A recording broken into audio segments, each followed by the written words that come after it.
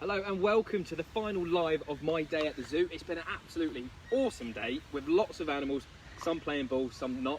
But for the final day, I'm joined by team leader of the deputy... I've really made a pig's ear of that, I do apologise. I'm joined by Ronnie, who's the deputy team leader of Animal Adventures. And we're on the ZSL's display lawn, which isn't currently being used at the minute due to everything that's going on. But tell me a little bit about what you do at Animal Adventure. So we're quite an engaging section, so we've got lots of friendly animals that we take out for walks and things around the zoo so people can see them. So quite an engaging area. Lovely job. And the ZSL team told me that during lockdown there was one inhabitant of Animal Adventure in particular that missed the public more than others, and that was the Pygmy Goats. Yeah. And I hear the team took the very bold decision and, you know, did something that sort of took time out of your day to make sure that the goats were happy whilst they were missing the general public. Yes, I mean it was a difficult decision to make. It sounds it. Yeah, but we did take it in turns to go in and sit with them, give them a little bit of attention. So yeah, tough job, someone's got to do it. Someone has got to do it. So hopefully, if on cue, hopefully, if we can say bring in the goats, hopefully the team, they will come over that hill. Here we come. And Hannah is leading with the bucket. There comes Potticus and Bramble coming down the left-hand side. They're coming in now. I'm surprised we haven't got jockeys. Look at that. Wonderful. It actually happened. This was Molly the giraffe. She would not have done this. Right, should we walk up? Let's go have a cuddle, shall we? Yeah, absolutely. I mean with the goats, not me and Ronnie having a cuddle, but... Wow. So, who do we have here? So we have, the little one here is Ellie, one next to her is Bumpkin, and then going round, brown one, Brambles, long-haired one, Hip, Potticus is the one that looks a little bit like a cow, and the one at the back there is Holly. That sure is freezing, I can tell you that for a start.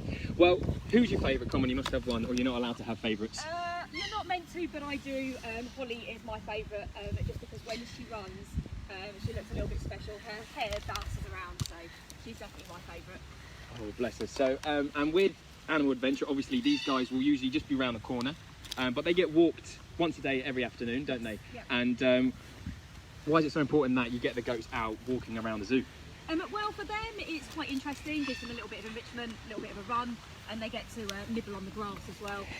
But also for the public, it's quite nice to see our animals out and about, and it's quite interactive for the kids as well. It's quite a nice thing for them to see. Absolutely. And sort of going into having children with the animals, why do you think it's so important that you have Animal Adventure and sort of the hands-on side of the zoo for the younger generation? Excuse me, I've got, I'm not sure what is in my throat, if it's the smell of goat, but something got in my throat there, sorry about that.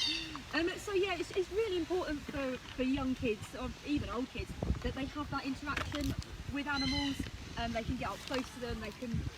I think sometimes it's easier to learn about an animal when you're right there in front of them and you can see and touch them.